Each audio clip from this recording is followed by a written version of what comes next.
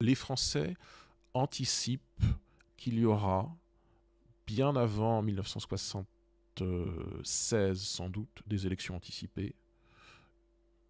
Au mieux une démission du président, au pire son décès. Eh bien ce décès arrive en avril 1974. Dans les jours qui précèdent le décès, Georges Pompidou nomme au ministère de l'Intérieur Jacques Chirac. Et ça aura son importance. Parce que naturellement, en France, le ministère de l'Intérieur, c'est le ministère c'est le ministère de l'Ordre, mais c'est aussi le ministère des élections. On verra l'importance que ça aura dans les semaines qui suivent. Donc Chirac est à l'intérieur, Pompidou est décédé, et s'ouvre donc une campagne présidentielle anticipée. Au début de laquelle Chaban-Delmas a la maladresse de se déclarer trop tôt.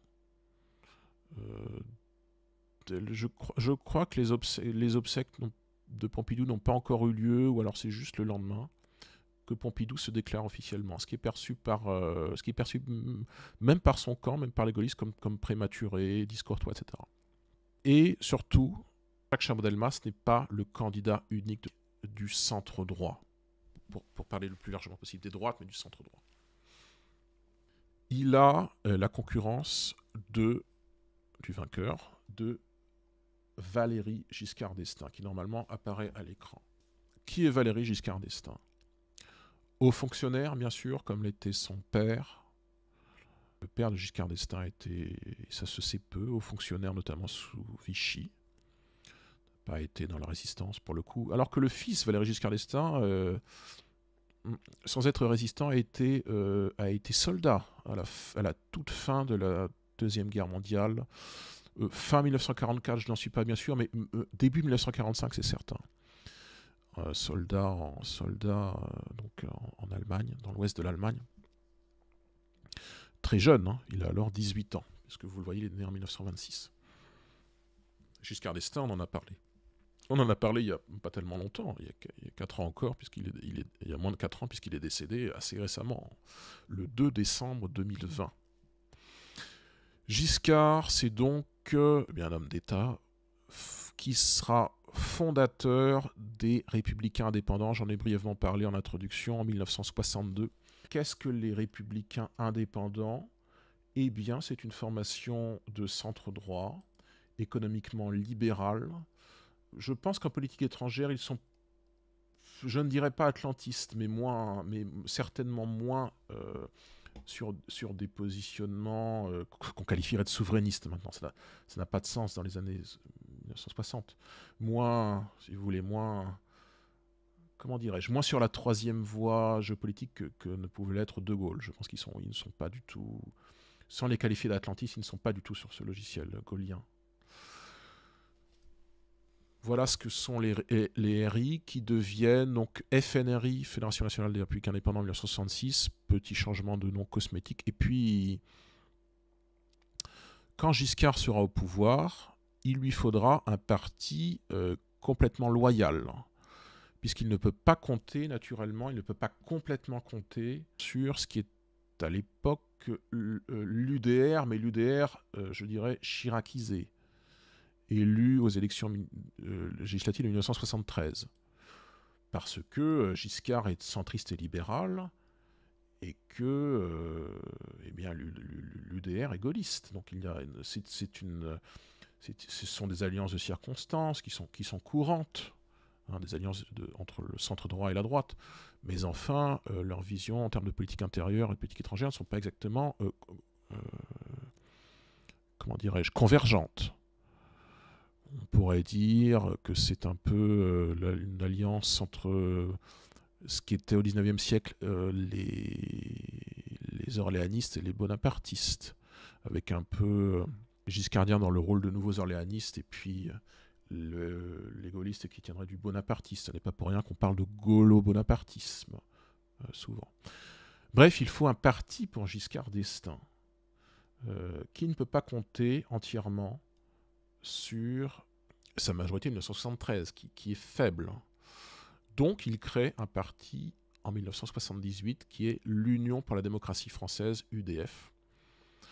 Il crée d'autant plus ce parti que 2 ans plus tôt, rappelez-vous, en 1976, Chirac crée son propre parti, le RPR. Donc il y a une concurrence entre Giscard d'Estaing et Chirac. Je raconte les choses à l'envers, parce que j'aurais dû avant préciser que Chirac, Premier ministre, démissionne en 1976, et donc se sent quelque peu autonome vis-à-vis des Giscardiens. Donc il y a nécessité pour Giscard de créer son propre parti, ce sera l'UDF, qui reprend le message, les hommes et les idées des républicains indépendants. La photographie que vous voyez sur la gauche, c'est Giscard en conférence de presse présidentielle à l'Élysée en 1980, donc vraiment la toute fin de son mandat, les derniers mois du mandat. C'est une photographie de l'AFP. Donc, c'est Giscard le vainqueur des élections, de l'élection présidentielle au singulier de 1974. Ce n'est pas Chaban-Delmas, donc, qui pourtant un bel avenir était promis sans doute.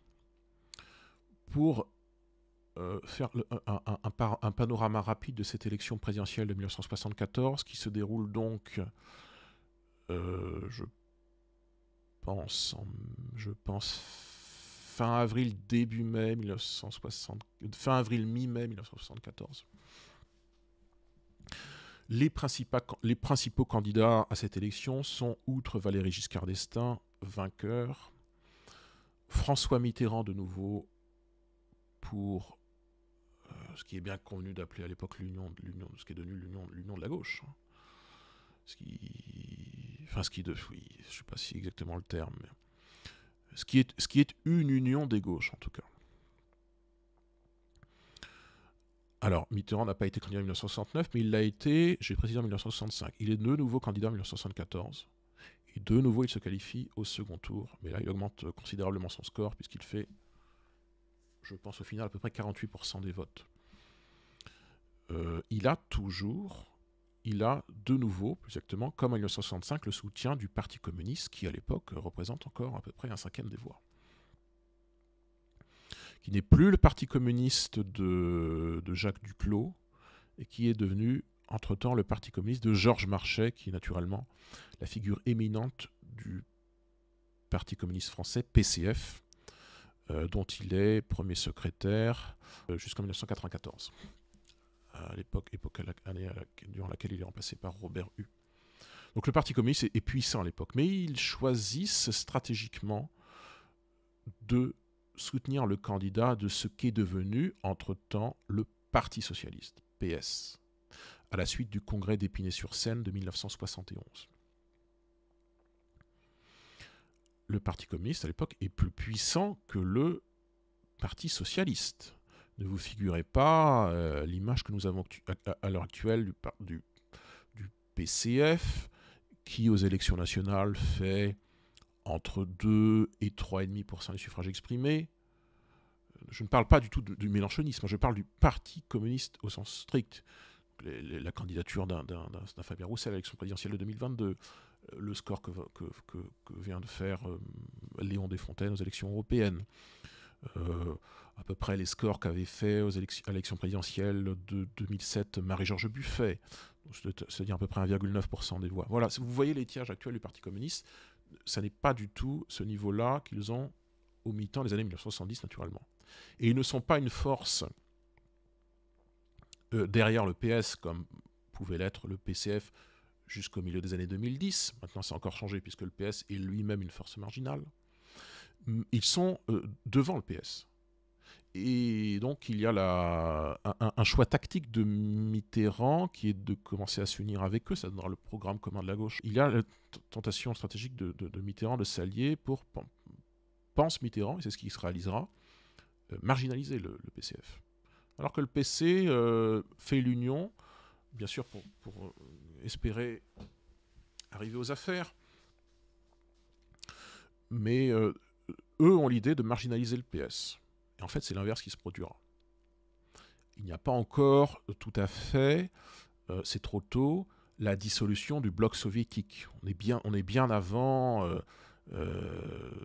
les prodromes de cet effondrement, que sont l'invasion de l'Afghanistan en 1979, les grandes grèves les grandes grèves au chantier naval de Gdansk, l'émergence d'une figure comme Lech Walesa, et puis bien sûr la venue au pouvoir de Mikhail Gorbatchev en 1985, et puis la grande accélération de ce mouvement d'effondrement de l'Union soviétique des années 1989-1991. On n'en est pas encore là. Mais il y a tout de même, à partir de la seconde partie des années 1970, donc après l'élection dont il est question, une érosion progressive des partis communistes en Europe, de l'Ouest. C'est pas encore patent dans un pays comme l'Italie, par exemple, le PCI est fort. C'est pas encore tout à fait patent en France où le PCF est fort, mais on verra que les élections législatives de 1978, par exemple, le PC est en net recul. En 1981, il essaye de présenter une candidature indépendante avec Marchais, et quel est le résultat? 15% des votes. C'est déjà un signe. Voilà. Donc, Mitterrand s'allie avec le PC en pensant marginaliser le PC, finalement il y arrive, et le PC pense l'inverse, et eux échouent. Donc vous avez cette grosse, c'est pas très beau, cette importante candidature Mitterrand de 1974, qui coalise sur son nom l'essentiel des gauches, ou presque, puisqu'il y a à côté des candidatures marginales de deux extrêmes gauches, trotskistes rivales. Alors c'est marquant, Arlette Laguillet, qui est une jeune candidate de 33 ans, première candidature d'une femme à la présidence de la République en France. C'est quelqu'un qui travaille dans une banque au Lila, qui est dans une position tout à fait modeste, mais qui est une militante chevronnée de la mouvance trotskiste depuis les années 1960. Elle est avant au Parti communiste, puis elle s'est brouillée avec les communistes, dont elle ne partage pas naturellement elle s'est brouillée avec les staliniens, plus exactement, dont elle ne le partage pas les côtés autoritaires. Elle ira très très brièvement au PSU, puis ensuite elle est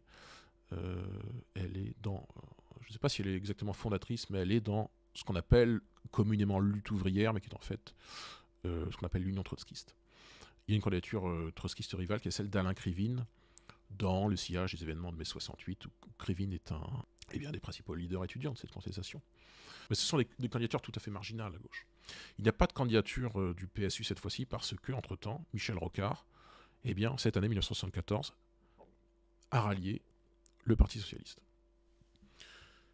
C'est l'époque où le Parti socialiste est un parti attractif à gauche. Après avoir été longtemps, lorsqu'il était la SFIO, assimilé aux errements de la 4ème République sur la question de la politique algérienne. Parce que Mitterrand était 11 fois ministre sous la 4ème République.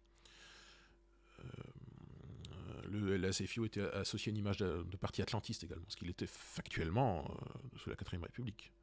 C'est la période c'est certainement le régime le plus atlantiste de l'histoire de France, et c'est la période où le PS, la SFIO était le plus ouvertement atlantiste, dans un contexte naturellement de guerre froide, de partie la plus active de la guerre froide.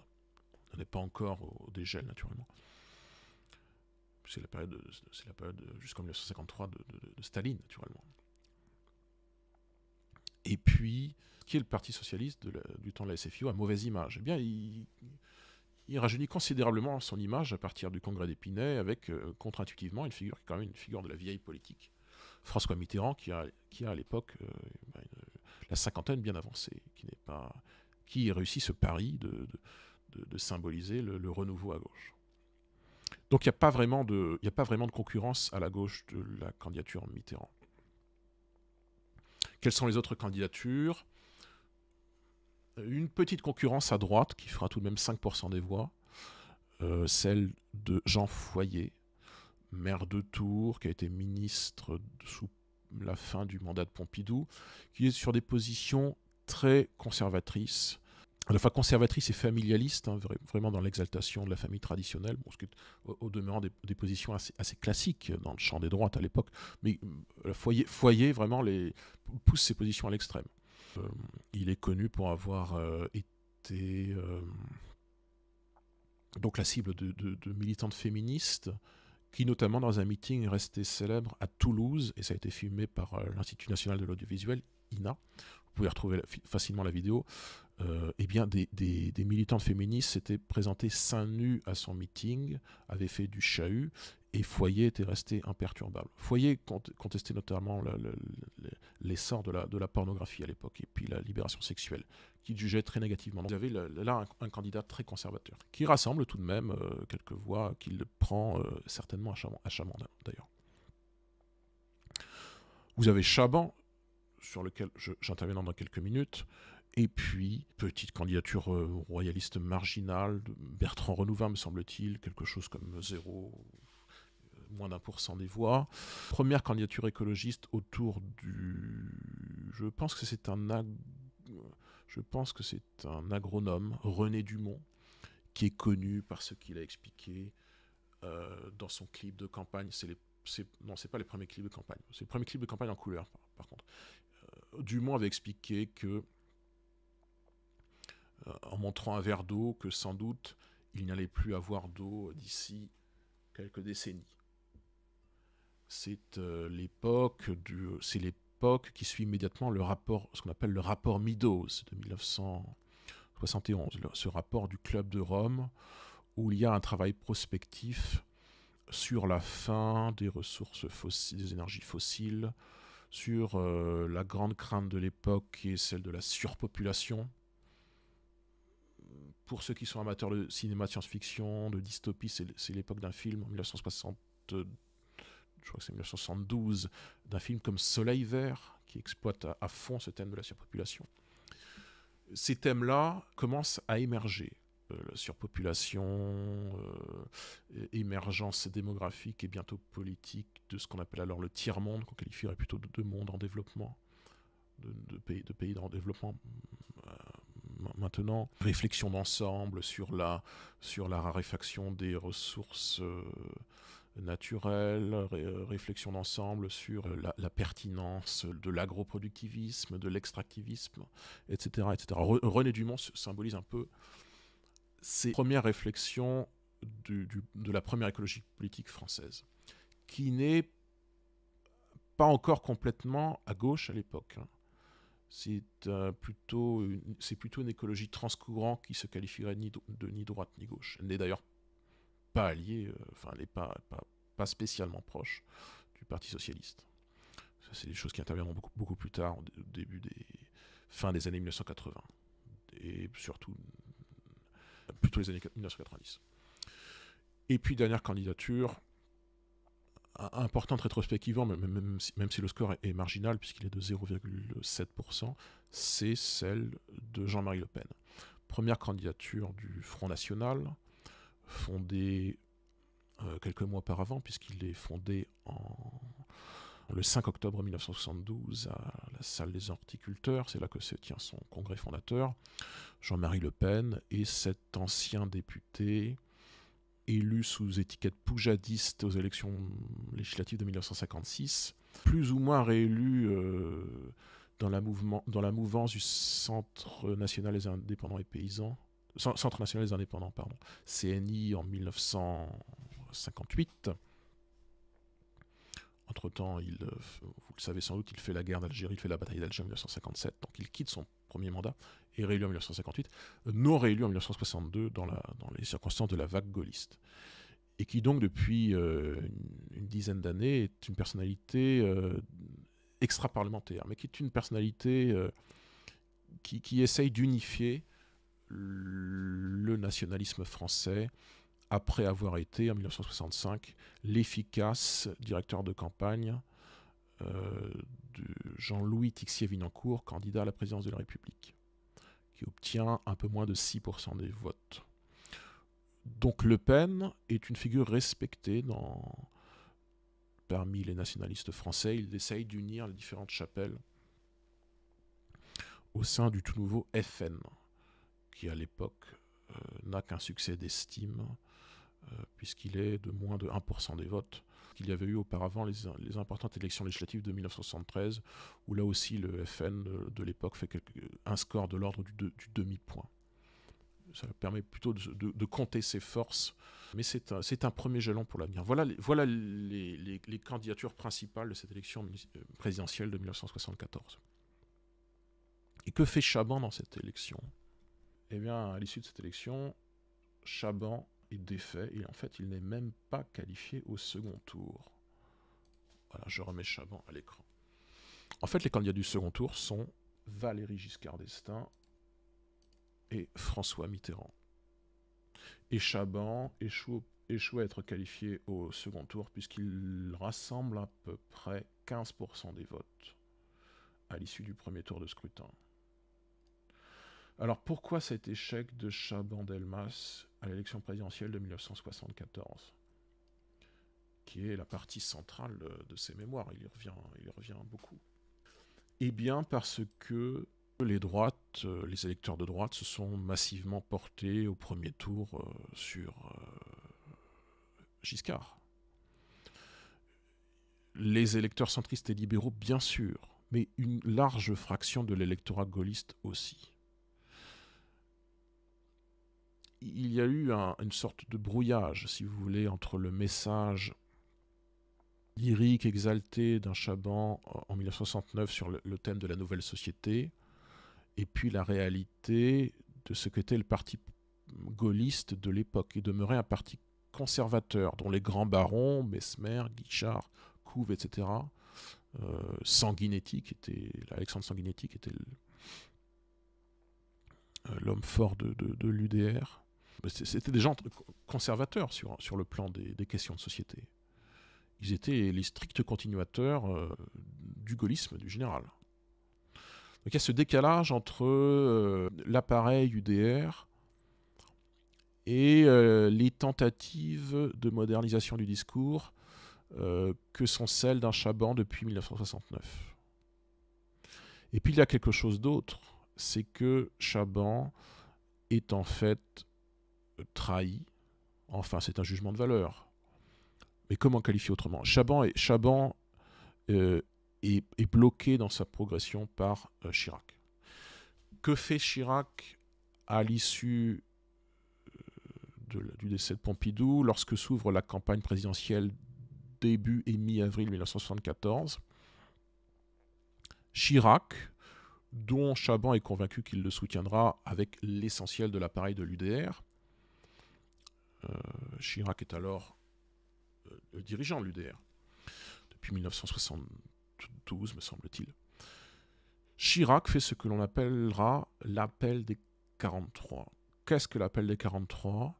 C'est une tribune de 43 parlementaires gaullistes qui, dans l'élection présidentielle qui se joue, n'appellent pas à soutenir Chaban, mais appellent à voter dès le premier tour de scrutin pour Giscard. Et ça, naturellement, c'est quelque chose qui nuit considérablement à Chaban, qui aboutit à un transfert massif, dès le premier tour, d'une large partie de l'électorat gaulliste vers le vote Giscard, en considérant que le vote gagnant, c'est le vote Giscard.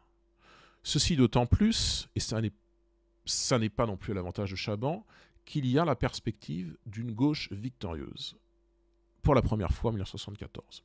On a déjà vu la gauche, pas victorieuse, ce serait bien excessif, mais capable de mettre en ballottage Charles de Gaulle en 1965. D'une gauche qui fait 45% des votes avec Mitterrand. On voit bien les évolutions de la société qui sont celles de l'après-mai 68, dont les droites, comme je l'ai expliqué, en tout cas la partie la plus moderne qui se veut la plus moderne de la droite, comme Chaban et ses partisans, même la droite admet ces évolutions. Et un homme comme Giscard, au centre, admet ces évolutions, on le verra avec son libéralisme avancé. Donc on voit bien que la gauche progresse dans les esprits. Et il y a la perspective que la gauche puisse réellement gagner le scrutin de 1974. Donc il y a, si vous voulez, un double vote utile dès le premier tour. Premièrement, non seulement Chirac influence le vote des gaullistes en faveur de Giscard par son appel des 43. Deuxièmement, il y a la perspective que ce sera un second tour PS droite et que pour gagner, il est mieux d'avoir qualifié au deuxième tour le candidat le plus rassembleur, c'est-à-dire non seulement un candidat qui rassemble à lui l'électorat gaulliste, mais qui aille plus loin, qui soit au centre droit. Ce candidat, ça ne peut pas être Chaban, ça ne peut donc être que Giscard. Et ça, c'est très largement en la défaveur de Chaban. Et ça explique beaucoup son score, qui est à peu près la moitié de celui de Giscard, et son score de 15% et sa non-qualification au second tour de l'élection présidentielle. Et ça, c'est la fin du parcours politique de Chaban. Son parcours politique national, j'entends, enfin on dirait de présidentiable maintenant. Le fait que Chirac soutienne Giscard, eh bien, Giscard lui en sera reconnaissant puisqu'il fera de Chirac son premier ministre dès son élection en mai 1974.